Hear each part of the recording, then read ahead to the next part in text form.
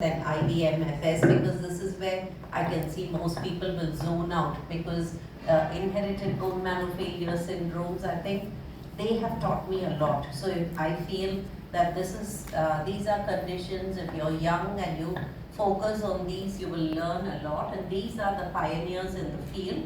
Anyone can name any of those? There, easy. That's Dr. Fanconi. Okay, so who discovered the first family with Fanconi. So this is Bruce Kavita, and he is the one who described all the Kamita criteria. So who is a moderate aplastic anemia, who's a severe aplastic anemia, and all our treatment guidelines are based on Bruce Kavita's work, and this is Dr. Neil Young, and I feel for younger people, you want a mentor. He's an excellent person. There is clarity of thought and clarity of expression. And everything we know about aplastic anemia now, the pathophysiology, everything's come from Dr. Neil Young's work from the NIH. You know that hematopoiesis happens in our marrow. This is one of the organs I call a gentle giant. It's quiet, nobody knows it's working. And only when it's shut down, people will realize, hey, someone's not working. It's not like the heart and the cardiologists who are aggressive. Everyone knows they are working and they are very fancy and sexy, and everyone wants to be cardiologists. Not like that, we are quiet people. So you have the multi-potential stem cell, and that divides into the common myeloid progenitor, lymphoid progenitor. From the lymphoid progenitor, you get T lymphocytes, B lymphocytes, and natural killer cells. And from the myeloid progenitor, you get to make platelets, red blood cells, and all the other white blood cells. And this is important for us to know, because at what level is a problem. And then the marrow failure syndromes have taught us a lot about how normally we make blood, but have also taught us a lot about cancer. How do tumors form? How does the body regulate formation of cancer? So actually there's a lot of things that we've learned about human development also. So learning about the marrow teaches you different things. It's like going to school. And in aplastic anemia, before Dr. Young's work, we were like blind man and the elephant. Didn't know what we were doing, how to approach. But now we can group aplastic anemia into 3 distinct groups. So adults have the immune one, what we used to call idiopathic aplastic anemia. So now we call it immune. So if the autoimmunity is happening against platelets, it's ITP. If it's happening against the stem cells, it is aplastic anemia. So the other group is direct marrow injury. You have Chernobyl. People were exposed to the radiation and the marrow shuts down. That is direct marrow injury. And the third group is the genetic, which I'm going to talk about today. Marrow injury is from different drugs and toxins. At the moment, we have a baby admitted in our ward for transplant, 11-month-old baby, and they've been feeding gold dust to help boost his immune system, and he's got severe aplastic anemia. So this is all direct. So this is what I've been telling. These are new concepts that we didn't even imagine 10 years ago, that if you have autoimmunity against neutrophils, you get neutropenia, ITP for platelets, red cells, pure red cell aplasia, stem cells will be aplastic anemia. So this is all, when you start off with one, you can end up with a problem of all of the lineages. And aplastic anemia has a lot of things in common, because eventually they'll end up, the genetic ones end up having cancer. That's how the link, AML and aplastic anemia, that's how people started thinking about the link, what is happening. So IBMFS, again, is it affecting the stem cells? Is it affecting the erythroid progenitor, myeloid progenitor? So based on that, we can have classification. All 3 cell lines are affected in Fanconi, dyskeratosis congenita, and Pearson syndrome. So that is all 3 cell lines. Red cells are affected in Diamond-Blackfan. White cells are affected in congenital neutropenia, which we call Cosman syndrome, and Schwarman-Diamond syndrome. And platelets alone, congenital amegakaryocytic thrombocytopenia. So if you see a 3-month-old baby with a low platelet count, it's not ITP. Most likely it will be congenital megakaryocytic thrombocytopenia. So what are the classic presentation? They will come quite early with pancytopenia. They'll have other birth defects. So the skin is so much pigmented compared to their parents. The eyes, microphthalmia, or some heart defect, sometimes extra thumb, absent thumb. So just keep looking for how they look. And sometimes you've given one dose of radiotherapy or chemotherapy and they're exquisitely sensitive. So that also could be a presentation. Or a head and neck malignancy. Normally an 18-year-old boy won't get squamous cell carcinoma of the throat. So if you see that, you have to think, could he be a Fanconi? So these are the sort of unusual cancers. So there's a family history. So this is classical. Nowadays we're seeing so many strange marrow failure. So there's one child who had come with recurrent tuberculosis, vasculitis in the brain. So many other different manifestations. So I'll take you through why do they get marrow failure. Fanconi is, you have three systems of genes that help cell control. First system of genes that tells the cells you divide. These are called proto-oncogenes. The second system of genes says stop, it's enough, you don't have to produce anymore. These are called tumor suppressor genes. The third are the housekeeping. They clean up, little breaks in the DNA, they want to repair it. That's Fanconi. So when your housekeeping doesn't arrive, the whole house is a mess. So that's when you're having all these cancers. So that's why this FANC genes and BRCA genes are all affected, associated with cancer. Anyone knows famous personality with the BRCA gene mutation? None of you are following all gossip in the world? Okay. So FA is basically a fast forward defect where all of the parts of the body age very quickly. They can present with skin, skeletal abnormalities, and FANC genes are there from A to L these days. And the clinical features, small children who have a lot of birth defects, especially the radio-ulnar defects. Sometimes we just ask them to show their hand hallmark, they won't have ball of thumb, it will be very flat. So that is something that we have to look at. So this is what I've been talking about. How she went and had Angelina Jolie bilateral mastectomy because she didn't want to have breast cancer. So FA is a marrow failure syndrome. BRCA gene is involved. She doesn't have Fanconi, but the link has shown us how housekeeping genes are involved in predisposing somebody to having cancer. So a lot we've learned by studying Fanconi anemia.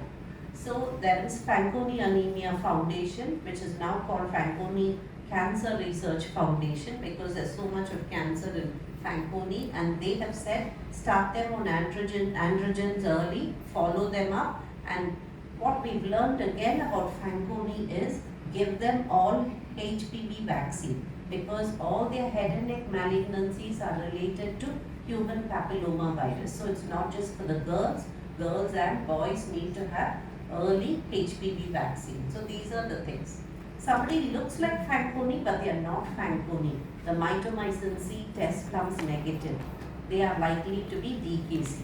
In DKC, telomere length is shortened. So they have a similar profile, but what we see with the DKC is there's someone in the family who have lung fibrosis, liver cirrhosis. So if you look at the family history, someone who has bad lung, bad liver, if there's a history and aplastic anemia, then think of DKC. And you've given them danazol because they have mild aplasia and their liver gets cirrhotic. Think of DKC because they are very sensitive to all of this. So this is lung fibrosis, the dyskeratosis in the skin, and then the lung fibrosis. You can see the lacy pattern. So this is variable penetrance. Two people can have the same gene and you don't know. So transplanting aplastic DKC is tough because of sibling, we have to rule out a gene mutation. Otherwise you may be using an affected sibling. Pearsons hardly survive the first year of life because mitochondria is defective. And they have, these are the little babies that are stuck to their mother's breast. They're constantly feeding, but they don't grow because there's no exocrine pancreatic function. so they can't absorb lipids, so they don't grow at all, but they die early, and the marrow has the typical vacuolated precursors, and then they don't make it. Diamond black fun with the pure red cell aplasia has taught us a lot about how the mid part of our face develop, and mid-facial defects with red cell aplasia. So this is one of the conditions where the chromosome 19 defect, and you can see that the head and neck development they looked in the zebrafish is related to ribosomes. So if your ribosomes are defective, your mid part of the face doesn't grow. So that's diamond black fun. Schwammen diamond is related to the pancreas. So these are the children that don't grow very well because pancreatic insufficiency, and they have recurrent mouth ulcers. When your neutrophils are low, your gums are always red and you have recurrent mouth ulcers. And they also have hip and knee joint problem. This is neutrophil elastase gene mutation, congenital neutropenia. If it's fully mutated, you get congenital neutropenia. If it's partially mutated, you get the classic cyclical neutropenia, where you have gingivitis, sometimes fever, sometimes they are okay. So this is a cyclical neutropenia. In severe congenital neutropenia, marrow is hallmark. There are no metamyelocytes, and it stops at the myelocyte stage. So this is called myeloid maturation arrest. They don't progress beyond myelocyte stage. And the last part is the congenital megakaryocytic thrombocytopenia. Again, platelets are not there, megakaryocytes are not there.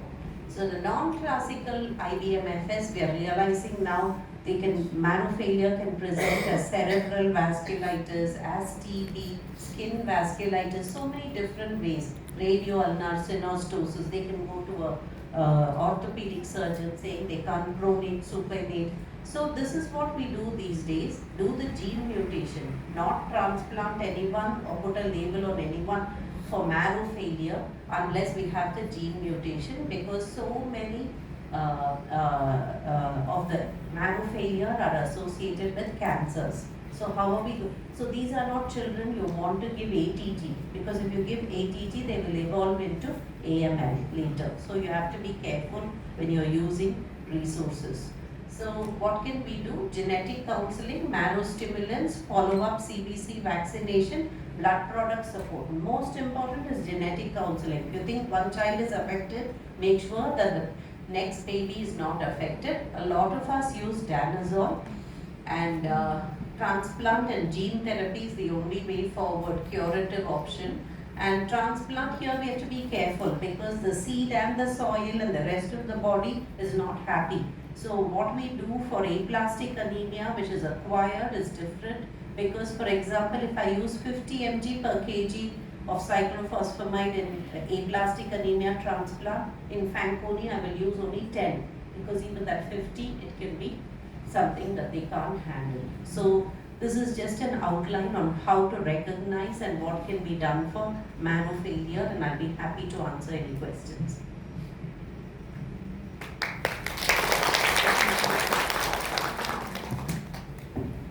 Thank you very much, Dr. Revathi. Because of the time constraint, we can allow some few questions.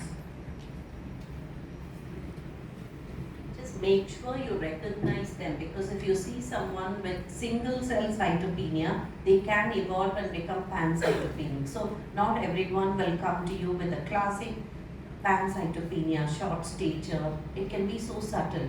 And ma'am said it's for pediatrics. No, a lot of them are teenage, young adults, and even in the adults, DKC, the first presentation can be in adults. So the whole spectrum, nowadays we realize that they can present at any age.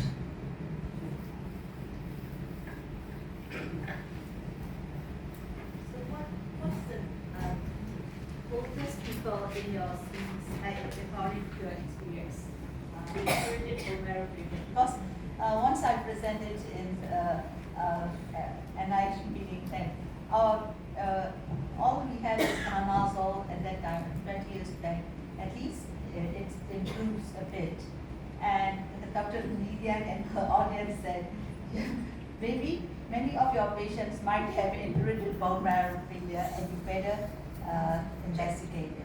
So how old, I mean, the oldest age range of... So the Fanconi, the oldest Fanconi that we have, she's 29, and recently we've done her transplant because all her cell lines were failing, and she continued to respond to danazol for about 12 to almost 15 years.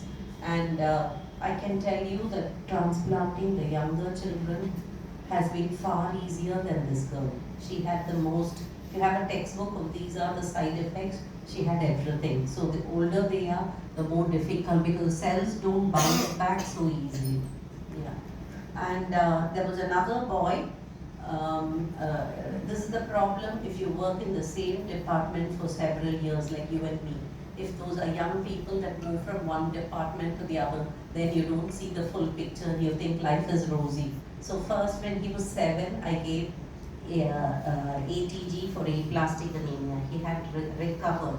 And then when he was 15, he had come with recurrent infections and his counts were slowly dropping. So I thought he's transforming to MDS. And then gave him danazol for a few years. And then at 21, he developed AML. And then gave AML chemotherapy and then took him up for transplant. Just before transplant, by this time gene mutation is available, so let me send it. He turned out to be cerebrinox deficiency, one of the most DNA repair defects, very, very sensitive to chemo. Without knowing that, only given chemo also. So much. I have two brothers with the hyperpigmented tan and the hypoplastic but no other features of Fanconi. Any symptoms related to the hyperpigmented tongue? So these are the hyperpigmented tongue. So they look like Fanconi and your mitomycin C is negative. We have to check them for dyskeratosis congenital. Of L-thrombopag in Fanconi. So that is the current NIH study that's going on to use L-thrombopag in the inherited marrow failure syndromes. But remember that when you use L-thrombopag on its own, the risk of them having clonal hematopoiesis is nearly 10%. So they may evolve into AML very soon. So if we have nothing temporarily to boost the marrow, we can give.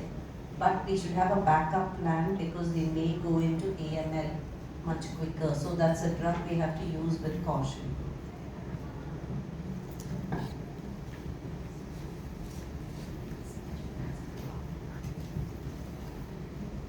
If there is no more questions from the audience, we can close this mini symposium.